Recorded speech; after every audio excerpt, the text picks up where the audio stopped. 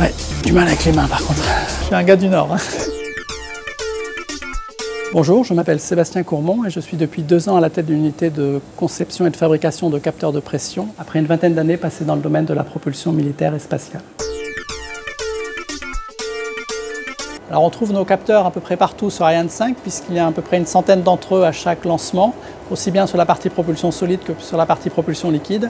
Il est assez fréquent de retrouver également nos capteurs de pression sur les satellites embarqués sur le lanceur.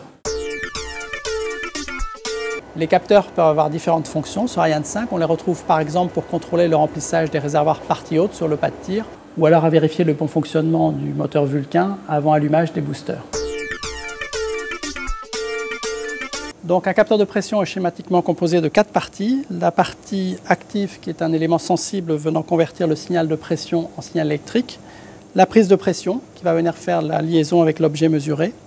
Une partie électronique qui va venir normaliser le signal et le compenser en température. Et une connectique qui va venir relier le capteur à la chaîne de mesure.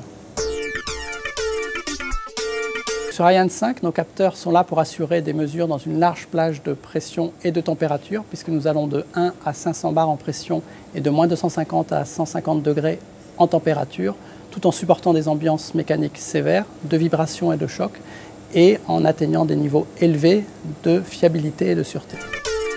Ouais, j'étais content parce qu'elle était pas mal, donc j'ai...